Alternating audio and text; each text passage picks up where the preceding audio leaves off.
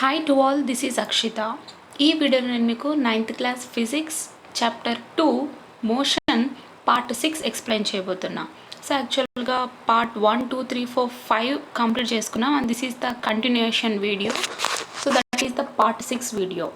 So previous వీడియోలో మనం motion అంటే ఏంటి అండ్ మోషన్లో ఎటువంటి ఫ్యాక్టర్స్ ఇన్వాల్వ్ అయి ఉంటాయి, సో వాటి గురించి డిస్కస్ చేసుకోవడం చూసాం కదా. Then continuation observing uniform circular motion. So యాక్చువల్గా మనం యూనిఫామ్ మోషన్ అంటే ఏంటో తెలుసుకున్నాం. సో యూనిఫామ్ మోషన్ అని ఎప్పుడంటాం? So the motion of a body is said to be uniform when its velocity is constant. అంటే ఎప్పుడైతే వెలాసిటీ కాన్స్టాంట్గా ఉంటుందో మోషన్లో ఉన్నటువంటి బాడీని యూనిఫామ్ మోషన్ అని అంటాం. Okay, then now uniform circular motion. So uniform circular motion గురించి మనం ఇప్పుడు తెలుసుకుందాం. While a stone which is tied to the end of the string continuously draw its path of motion and velocity vectors at different positions as shown in the figure 16. Assume that the speed of the stone is constant. So ఇప్పుడు ఏం చెప్తున్నారంటే ఒక string కొనకు స్టోన్ని కట్టేసి దాన్ని తిప్పమంటున్నారు. Okay, ఇప్పుడు మనం ఆ స్టోన్ని తిప్పుతున్నప్పుడు దాని యొక్క పాత్ అనేది ఉంటుంది కదా. సో ఆ పాత్ ఏ విధంగా ఉంటుంది? సర్కులర్ వేలో ఉంటుంది. ఇదే కదా దాని యొక్క పాత్. ఎందుకంటే మనం ఒక స్టోన్ని కట్టేసి దాన్ని తిప్పినప్పుడు దాని యొక్క పాత్ ఎలా ఉంటుంది? రౌండ్గానే ఉంటుంది. మరి డిఫరెంట్ పొజిషన్ వద్ద వెలాసిటీ వెక్టర్స్ ఎలా ఉంటాయి? Like this. అంటే ఇక్కడ ఉన్నప్పుడు ఈ విధంగా వెలాసిటీ వెక్టర్ ఈ విధంగా ఉంటాయి. అంటే డిఫరెంట్ పొజిషన్స్ వద్ద వెలాసిటీ వెక్టర్స్ అనేవి చేంజ్ అవుతూ ఉంటాయి. Okay, exactly. ఇక్కడ మనం స్టోన్ యొక్క స్పీడ్ని కాన్స్టాంట్గా అజ్యూమ్ చేసుకోవాలి. Okay, what is the path of the stone? So మనం స్టోన్ని వైల్ చేస్తున్నప్పుడు అంటే తిప్పుతున్నప్పుడు ఆ పాత్ ఏ విధంగా ఉంటుంది? ఇట్ షుడ్ బి సర్కిల్ షేప్లో ఉంటుంది. It is clear that the path is a circle and the direction of velocity changes at every instant of time, but the speed is constant. So ఇక్కడ దీని యొక్క path ఏ విధంగా ఉంది? సర్కిల్లో ఉంది. And different points వద్ద చూసుకున్నట్టయితే వెలాసిటీ వెక్టర్ అంటే దీని యొక్క డైరెక్షన్ ఆఫ్ మోషన్ అనేది ఏ విధంగా ఉంది? చేంజ్ అవుతూ ఉంది. ఓకే, దెన్ అదనమాట. అండ్ మనం ఇక్కడ ఏమని అజ్యూమ్ చేసుకున్నాం? స్పీడ్ ఆఫ్ ద మోషన్ అంటే స్పీడ్ ఆఫ్ ద స్టోన్ వచ్చేసి కాన్స్టెంట్గా ఉంటుందని అజ్యూమ్ చేసుకున్నాం.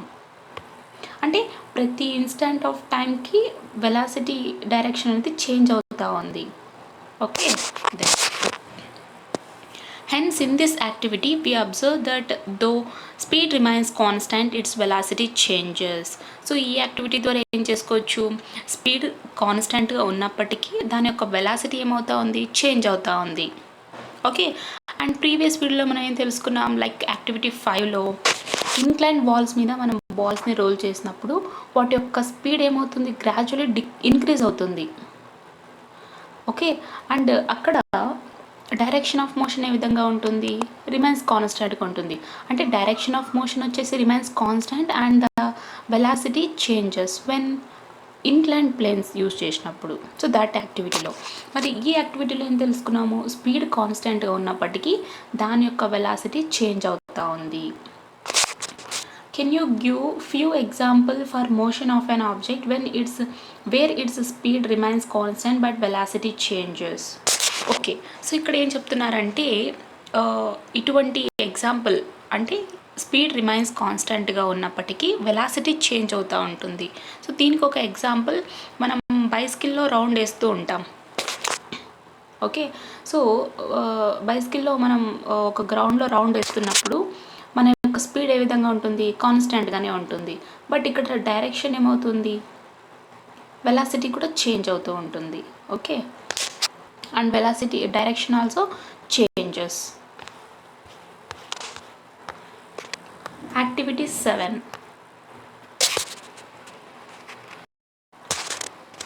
Observing the motion of an object thrown into air.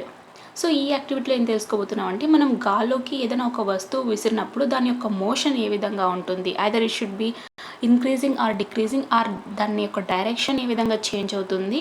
So అంతా కూడా మనం ఈ యాక్టివిటీలో చూద్దాం. మరి throw A stone in to the air by making some angle with the horizontal.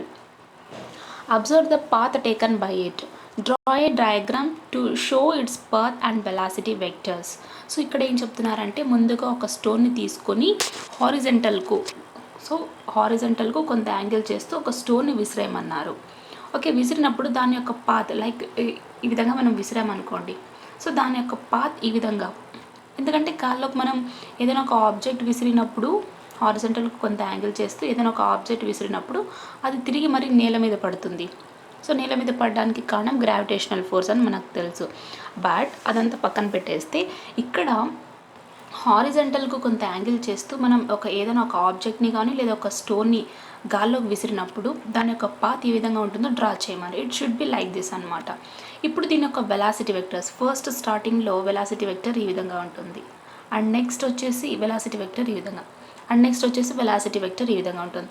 అంటే ఇక్కడ ఇన్స్టెంట్ ఆఫ్ టైంలో అంటే ఒక్కొక్క చోట ఒక్కొక్క ఇన్స్టెంట్ ఆఫ్ టైంలో డైరెక్షన్ అనేది చేంజ్ అవుతూ ఉంది.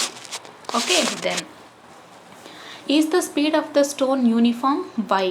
సో ఇక్కడ స్టోన్ యొక్క స్పీడ్ యూనిఫామ్గా ఉందంటే నో, బికాజ్ ఇక్కడ ఫస్ట్ ఈ విధంగా రైజ్ అయినప్పుడు then it should be like ఇక్కడ పడతా ఉంది. ఓకే, అంటే దీని యొక్క స్పీడ్ ఏ విధంగా ఉంది, ఫస్ట్ కాన్స్టెంట్గా వెళ్ళి నెక్స్ట్ రైజ్ అయ్యి నెక్స్ట్ డ్రాప్ అయింది. అంటే స్పీడ్ అనేది కాన్స్టెంట్గా ఉందంటే no. Then is the direction of motion constant? How?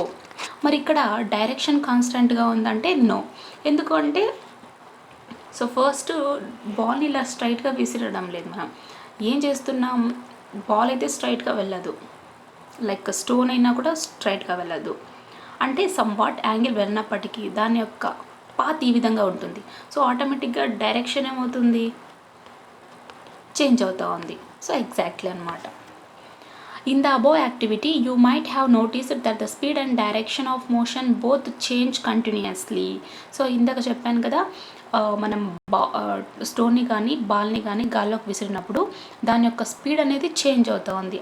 అదేవిధంగా డైరెక్షన్ ఆఫ్ మోషన్ కూడా కంటిన్యూస్గా చేంజ్ అవుతూ ఉంటుంది. Can you give some more examples where speed and direction simultaneously change? So ఇదే విధంగా స్పీడ్ కావచ్చు, అలాగే డైరెక్షన్ కావచ్చు, ఇవి రెండు కూడా ఒకేసారి అంటే రెండు కూడా ఏ విధంగా చేంజ్ అవుతాయి, దీనికి ఏమైనా ఒక ఎగ్జాంపుల్ ఇవ్వమంటున్నారు. ఓకే, అండ్ వీళ్ళు స్టోన్ చెప్పారు. ఇప్పుడు మనం క్రికెట్ బాల్ని హిట్ చేస్తాం. ఓకే, బ్యాట్మెన్ వచ్చేసి క్రికెట్ బాల్ని హిట్ చేసినప్పుడు ఆ బాల్ వచ్చేసి కొంత డిస్టెన్స్లో పడుతుంది. అంటే ఇక్కడ పాత్ ఏమవుతుంది, పాత్ వచ్చేసి like I will show you. So ఇక్కడ ఒక క్రికెట్ మ్యాన్ వచ్చేసి బాల్ని హిట్ చేసినప్పుడు సో ఈ బాల్ వచ్చేసి సర్టైన్ పాత్లో ఇలా పడుతుంది. అంటే ఇక్కడ ఒకే స్పీడ్లో పడుతుందా? నో. అండ్ దీని యొక్క డైరెక్షన్ ఏ విధంగా ఉంది, ఈ విధంగా సమ్వాట్. ఒకవేళ విత్ ఫోర్స్, ఎగ్జాక్ట్ ఫోర్స్తో కొట్టినట్టయితే ఫస్ట్ బాల్ని కొట్టినప్పుడు సమ్వాట్ ఇక్కడికి వెళ్తుంది. సో ఎక్కడో ఒక చోట ఇలా డ్రాప్ అవ్వాల్సిందే కదా. సో ఆ విధంగా అనమాట. అంటే స్పీడ్ వచ్చేసి డిఫరెంట్గా ఉంటుంది, లైక్ చేంజ్ అవుతూ ఉంటుంది. దాని యొక్క డైరెక్షన్ కూడా ఏమవుతుంది, చేంజ్ అవుతుంది. Okay, from the above 3 activities you can conclude that the change in velocity takes place in 3 ways. So activity 5 అంటే ప్రీవియస్ వీడియోలో యాక్టివిటీ 5 కావచ్చు, అండ్ ఇప్పుడు ఈ వీడియోలో చెప్పుకున్నటువంటి యాక్టివిటీ 6 and 7. సో ఈ 3 యాక్టివిటీస్ నుంచి మనకేం తెలుస్తుంది అంటే 3 వేస్లో వెలాసిటీ అనేది చేంజ్ అవ్వడం చూస్తున్నాం. సో ఏ విధంగా అంటే ముందుగా speed changes with direction remains constant. So direction అయితే కాన్స్టాంట్గా ఉంది, కానీ స్పీడ్ ఏ విధంగా ఉంది, చేంజ్ అవుతూ ఉంది. సో దట్ షుడ్ బి ఎక్కడ, యాక్టివిటీ 5లో. సో యాక్టివిటీ 5లో మనం ఇంక్లైన్డ్ ప్లేన్స్ మీద, సో ఈ విధంగా వాలి ఉన్నటువంటి ఒక ప్లేన్ మీద బాల్స్ని డ్రా చేసామనుకోండి. అంటే ఇక్కడ ఫస్ట్ 1 సెకండ్ ఇక్కడ నుంచి ఇక్కడ నుంచి రావడానికి 1 సెకండ్, అండ్ ఇక్కడ నుంచి ఇక్కడ రావడానికి 2 సెకండ్స్ పట్టింది అనుకోండి. అంటే దీని యొక్క ఫస్ట్ 1 సెకండ్లో బాల్ ఈ విధంగా ఉంది, నెక్స్ట్ ఇంకొక సెకండ్లో స్పీడ్గా వచ్చేసింది. అంటే ఇక్కడ ఏమవుతుంది, స్పీడ్ వచ్చేసి చేంజ్ అవుతూ ఉంది, కానీ డైరెక్షన్ ఏ విధంగా ఉంది, స్ట్రైట్గానే ఉంది. Next, direction of motion changes with speed remaining constant. ఇందాక మనం యూనిఫామ్ సర్కులర్ మోషన్కు యాక్టివిటీ 6 చెప్పుకున్నాం కదా, అందులో ఏం జరిగింది, డైరెక్షన్ ఆఫ్ మోషన్ ఏమో చేంజ్ అవుతూ ఉంది, కానీ స్పీడ్ ఏ విధంగా ఉంది, కాన్స్టెంట్గా ఉంది. అదే కదా మనం ఈ ఎగ్జాంపుల్లో చెప్పుకున్నాం. సో ఈ విధంగా ఇది సర్కులర్ పాత్, దీని యొక్క స్పీడ్ కాన్స్టెంట్గా ఉందని అజ్యూమ్ చేసుకున్నాం. బట్ మనం వాయిల్ చేస్తున్నప్పుడు ఇలా తిప్పుతున్నప్పుడు దాని యొక్క తాడుని ఒక తాడుకి మనం స్టోన్ని బాల్ని ఇలా కట్టేసి దాన్ని తిప్పుతున్నప్పుడు డైరెక్షన్ ఏ విధంగా ఉంది చూడండి, చేంజ్ అవుతూ ఉంటుంది, కానీ స్పీడ్ ఏ విధంగా ఉంటుంది, కాన్స్టెంట్గా ఉంటుంది. And third one, both direction and speed change continuously. ఇందాక ఎగ్జాక్ట్గా చెప్పుకున్నాం, మనం గాల్లోకి ఒక స్టోన్ని కానీ ఒక బాల్ని విసిరినప్పుడు దాని యొక్క స్పీడ్ చేంజ్ అవుతుంది, అలాగే అది వెళ్ళేటువంటి డైరెక్షన్ ఆఫ్ మోషన్ కూడా కంటిన్యూస్గా చేంజ్ అవుతూ ఉంటుంది. Okay, then motion of an object is said to be non-uniform when its velocity is changing. So non-uniform motion అంటే ఏంటి, so whenever the object is in motion where its velocity is changing, అంటే మోషన్లో ఉన్నటువంటి object యొక్క velocity ఎప్పుడైతే change అవుతుందో దాన్ని non uniform అంటాం. మరి యూనిఫామ్కి ఎగ్జాంపుల్ మనం ఇప్పుడు లైక్ డెఫినేషన్ చెప్పొచ్చు కదా. So when its velocity is constant it should B uniform, but when its velocity is changing it should be non-uniform. Think and discuss. An ant is moving on the surface of a ball. Does its velocity change or not? Explain. Okay, so ఇక్కడ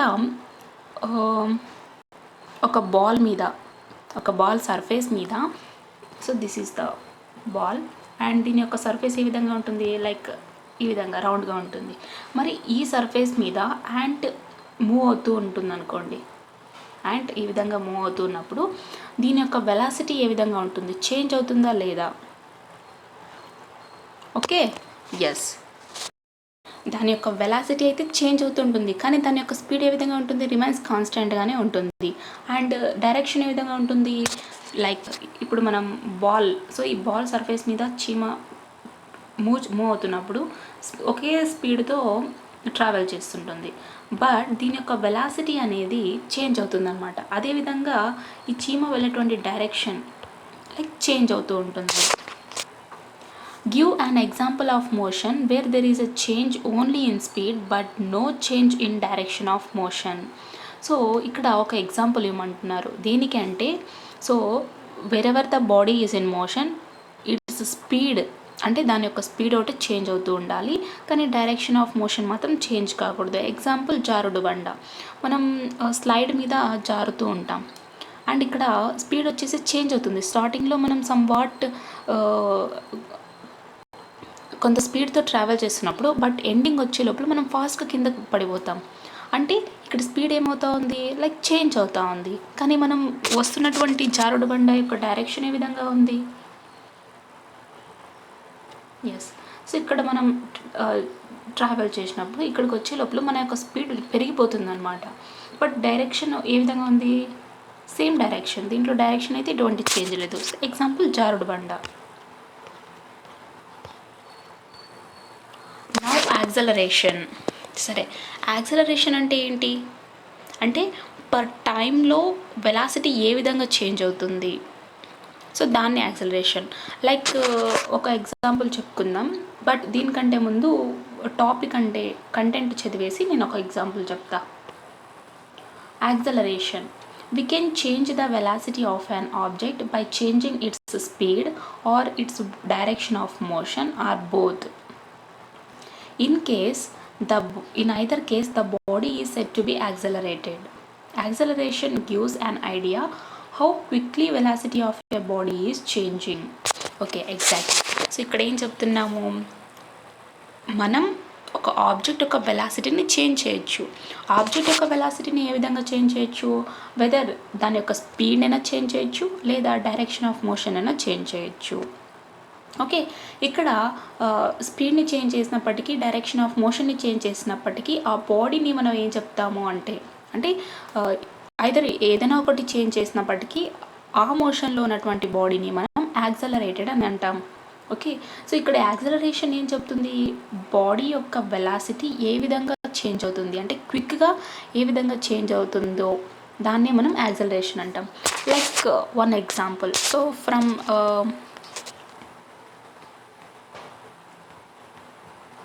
this is house and this is school. Okay. So మనం daily house నుంచి స్కూల్కి వెళ్తూ ఉంటాం. Okay. And మన స్కూల్కి వే వచ్చేసి ఈ విధంగా ఉందనుకోండి. బట్ మనం ఈ విధంగా వెళ్తూ ఉంటాం. డైలీ మనం వెళ్ళే పాత్ ఇది. ఓకే. సో మనం ఏం చేస్తామంటే ఇక్కడ అంటే ఇంకొక పాత్ కూడా ఉంటుంది. అదేంటి అంటే ఈ విధంగా, లేదా దీన్ని వదిలేసి 2 పాత్ని తీసుకోండి. మనం హౌస్ నుంచి డైలీ స్కూల్కి వెళ్తాం. ఓకే. సో వెళ్ళినప్పుడు డైలీ మనం వెళ్తున్నటువంటి పాత్ ఏంటి, ఇది. సో వన్ డే 9కు 10 minutes ఉన్నప్పుడు మీరు ఇంట్లో నుంచి బయలుదేరినారు, బట్ రోజు 20 minutes బిఫోరే మీరు బయలుదేరుతూ ఉంటారు. సో ఇక్కడ ఈ house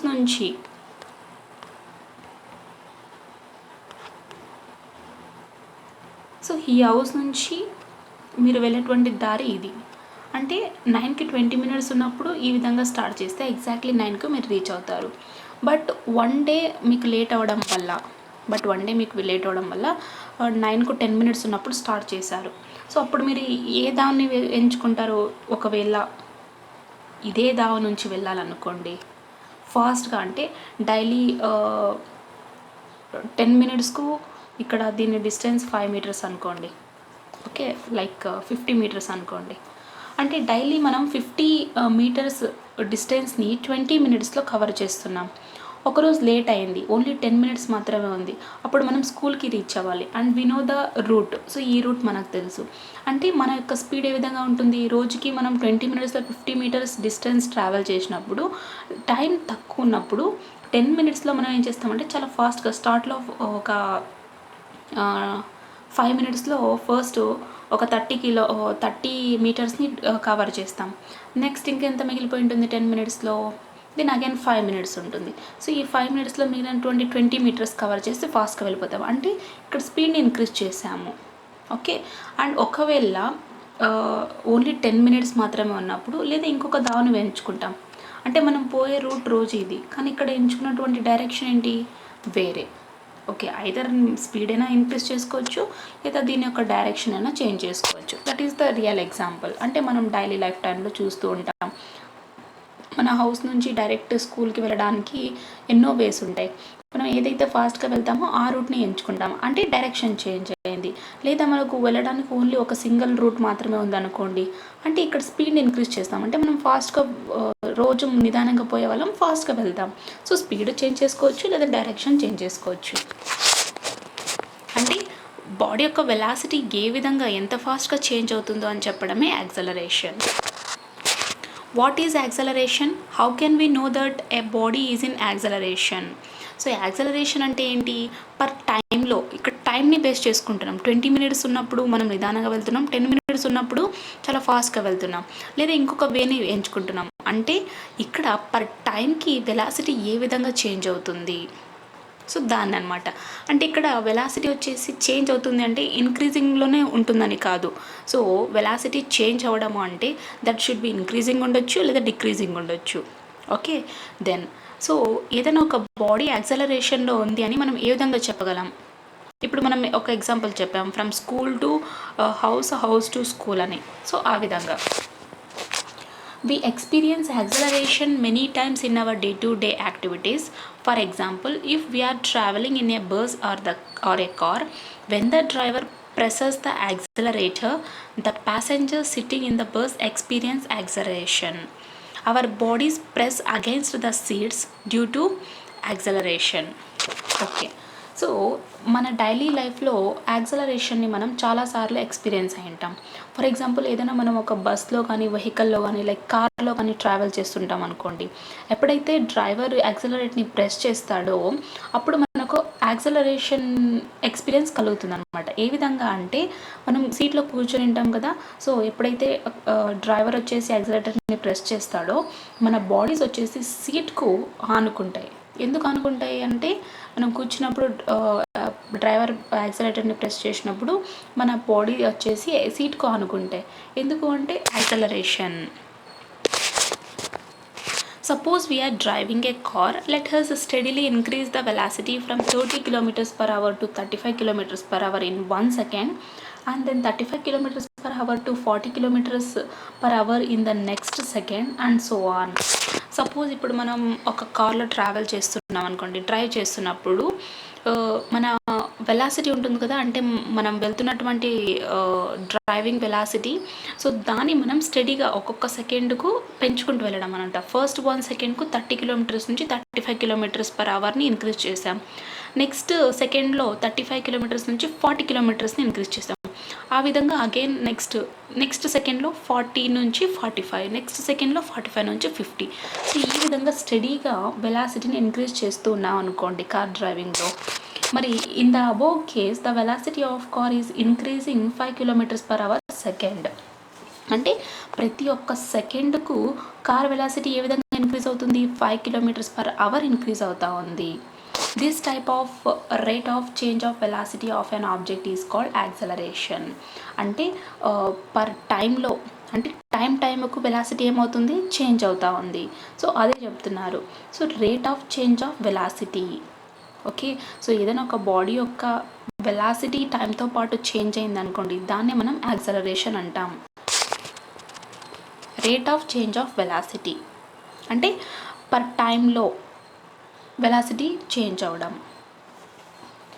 acceleration is uniform when in equal intervals of time equal changes of velocities occur. So acceleration ఎప్పుడు యూనిఫామ్ అవుతుంది అంటే ఎప్పుడైతే దాని యొక్క టైం ఇంటర్వెల్స్ ఈక్వల్గా ఉంటాయో, అదేవిధంగా వెలాసిటీ చేంజెస్ కూడా ఈక్వల్గా ఉంటాయో, సో అప్పుడు యాక్సలరేషన్ వచ్చేసి యూనిఫామ్గా ఉంటుంది. Uniform acceleration is the ratio of change in velocity to time taken. So uniform acceleration అంటే ఏంటి? వెలాసిటీలో చేంజ్ రావడం అనమాట. సో ఏ విధంగా? To time టేకన్గా. సో వీటి యొక్క రేషియోనే, okay, change in velocity to time taken. So వీటి యొక్క రేషియోనే మనం యూనిఫామ్ యాక్సలరేషన్ అని అంటాం. సో ఎప్పుడు యూనిఫామ్ యాక్సలరేషన్ అంటాం?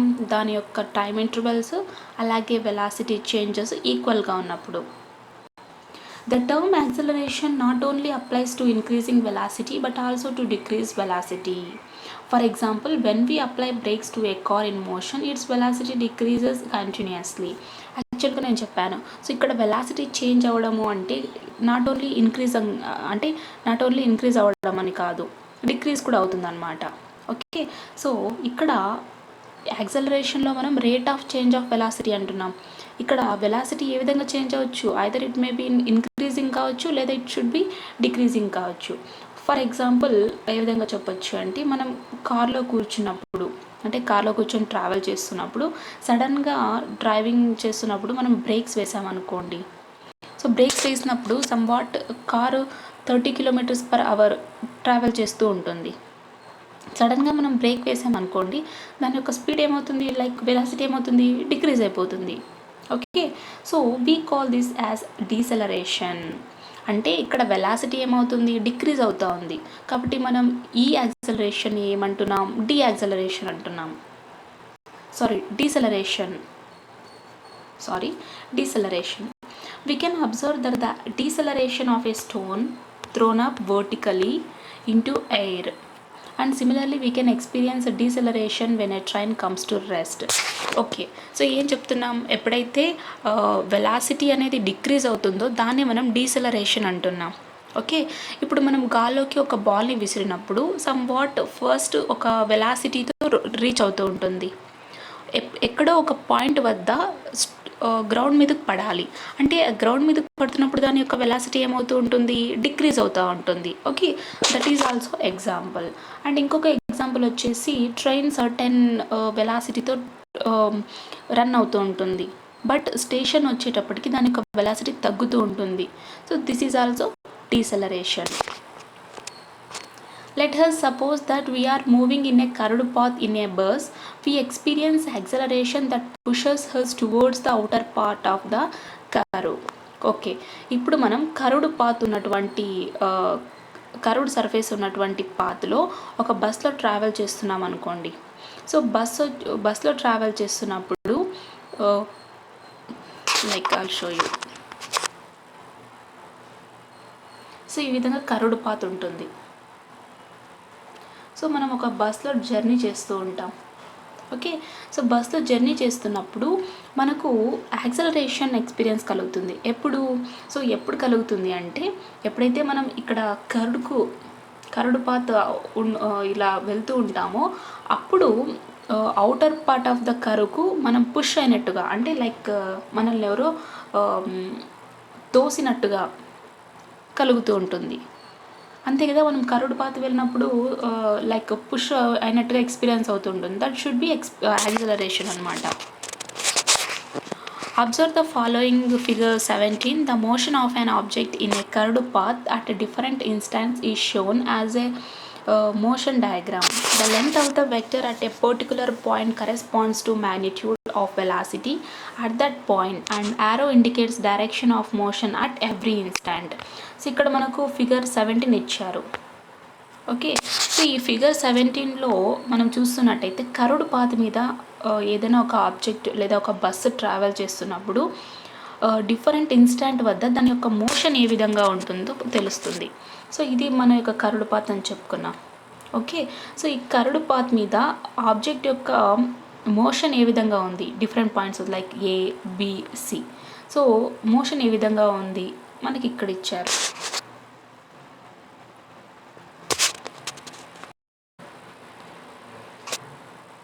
ఓకే, అండ్ పర్టికులర్ పాయింట్స్ వద్ద వెక్టర్ యొక్క లెంగ్త్ ఏ విధంగా ఉంది. సో ఇక్కడ వెక్టర్ యొక్క లెంగ్త్ ఉంది కదా, so that is the vector యొక్క లెంగ్త్ ఉంది. Like I will show you again. So ఇక్కడ మనకు ఈ లైన్ ఉంది కదా, సో దీన్నే మనం మ్యాగ్నిట్యూడ్ ఆఫ్ వెలాసిటీ అంటాం. ఇక ఈ యారో మార్క్ ఏం ఇండికేట్ చేస్తుంది అంటే ఏ డైరెక్షన్లో మోషన్ అవుతూ ఉంది, సో దాన్ని తెలుపుతుంది. సో దీన్ని మనం మ్యాగ్నిట్యూడ్ ఆఫ్ వెలాసిటీ అంటున్నాం, అండ్ ఈ యారోని డైరెక్షన్ ఆఫ్ మోషన్ అంటున్నాం. At which point is the speed maximum? ఏ పాయింట్ వద్ద స్పీడ్ మ్యాక్సిమంగా ఉండొచ్చు? It should be B point. Does the object in motion possesses acceleration or not? So ఇక్కడ ఈ కర్వ్డ్ పాత్లో ఏదైనా ఒక ఆబ్జెక్ట్ మోషన్లో ఉన్నప్పుడు యాక్సలరేషన్ పొసెస్ అవుతుందా లేదంటే ఎగ్జాక్ట్గా పొసెస్ అవుతుంది. ఎందుకంటే మనం కర్వ్ పాత్లో ట్రావెల్ చేసినప్పుడు we get a experience that మన body outer part of the కర్వ్కు పుష్ అయినట్టుగా అనిపిస్తుంటుంది. ఎగ్జాక్ట్లీ ఇక్కడ ఉన్నటువంటి ఆబ్జెక్ట్ కూడా యాక్సలరేషన్ని పొసెస్ అవుతుంది అన్నమాట. We distinguish speed and velocity for this reason and define acceleration as the rate at which velocity changes, thereby encompassing changes both in speed and direction. So ఈ reason కొరకే, అంటే ఇక్కడ మనం చెప్పుకున్నాం కదా, సో ఈ విధంగా ఈ రీజన్ కొరకే స్పీడ్ని అలాగే వెలాసిటీని మనం డిస్టింగ్విష్ చేస్తాము. అండ్ యాక్సలరేషన్ అంటే ఏంటి? Rate of change of velocity. అంటే టైంకు వెలాసిటీ ఏమవుతుంటుంది, చేంజ్ అవుతూ ఉంటుంది. సో ఆ చేంజ్ దేంట్లో ఉండొచ్చు? మేబీ స్పీడ్లో అయినా ఉండొచ్చు లేదా డైరెక్షన్ ఆఫ్ మోషన్లో అయినా ఉండొచ్చు. Acceleration is also a vector and is directed along the direction of change in velocity. Okay, so acceleration వచ్చేసి వెక్టర్ అనమాట. సో వెక్టర్ అంటే ఏంటి? సో ఏ ఫిజికల్ క్వాంటిటీకి అయితే మ్యాగ్నిట్యూడ్ అలాగే డైరెక్షన్ కలిగి ఉంటుందో ఆ క్వాంటిటీనే మనం వెక్టర్ అంటున్నాం. సో ఇక్కడ యాక్సలరేషన్కు మ్యాగ్నిట్యూడ్ ఉంది అండ్ అదేవిధంగా డైరెక్షన్ ఉంది. సో మ్యాగ్నిట్యూడ్ ఏ విధంగా ఉందంటే ఇక్కడ చెప్పా. So this is the curved path. Okay, so ఏదైనా ఒక ఆబ్జెక్ట్ ఇలా ట్రావెల్ చేస్తున్నప్పుడు ఈ విధంగా వెక్టర్స్ వస్తాయి. మరి ఈ లైన్ని మనం అంటే ఈ డిస్టెన్స్ని మనం మ్యాగ్నిట్యూడ్ ఆఫ్ వెలాసిటీ అంటున్నాం. ఇక్కడ యారో మార్క్ ఉంది కదా, ఈ యారో మార్క్ని డైరెక్షన్ అంటున్నాం. సో మ్యాగ్నిట్యూడ్ ఉంది అండ్ డైరెక్షన్ కూడా ఉంది. So that because it's a vector, acceleration is a vector. So మరి యాక్సలరేషన్కు ఎస్ఐ యూనిట్ ఏంటి? The SI unit of acceleration is metre per second square. అంటే metre per second square SI unit యాక్సలరేషన్కు. So ప్రతి ఒక్క క్వాంటిటీకి యూనిట్స్ అనేవి ఉంటాయి. ఓకే, స్పీడ్కి మీటర్ అని, అండ్ డిస్టెన్స్కు మీటర్ అని, స్పీడ్కు మీటర్ పర్ సెకండ్ అంటున్నాం. స్పీడ్కి ఏమంటున్నాం? మీటర్ పర్ సెకండ్ అంటున్నాం. అండ్ వెలాసిటీకి కూడా మీటర్ పర్ సెకండ్ అంటున్నాం. ఇక్కడ యాక్సలరేషన్కు యూనిట్ వచ్చేసి మీటర్ పర్ సెకండ్ స్క్వేర్.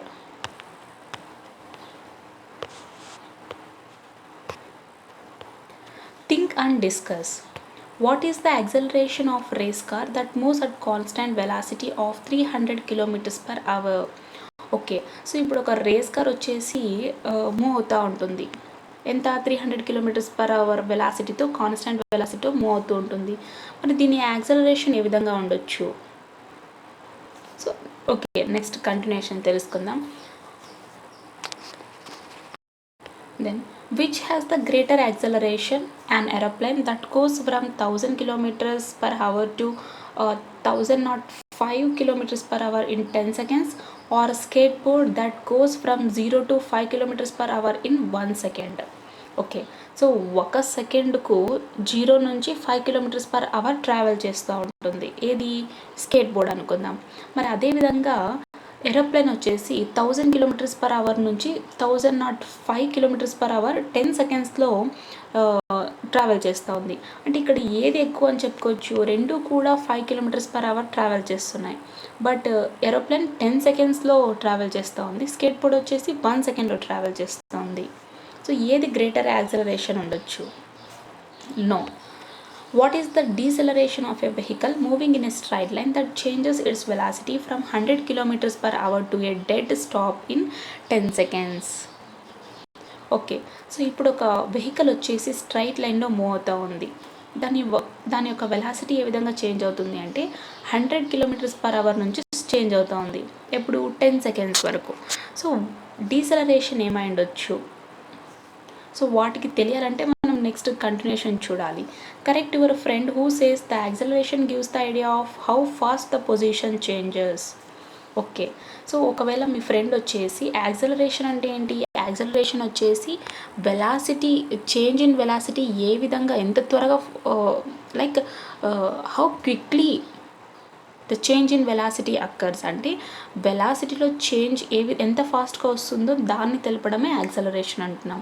మరి ఇక్కడ మీ ఫ్రెండ్ వచ్చేసి పొజిషన్ ఎంత ఫాస్ట్గా చేంజ్ అవ్వడం అంటుంది. సో అది రైటా రాంగా? ఓకే, వీటన్నిటికీ మీరు కామెంట్ సెక్షన్లో కామెంట్ చేయండి. అండ్ రిమైనింగ్ లెసన్ నేను నెక్స్ట్ వీడియోలో పోస్ట్ చేస్తాను.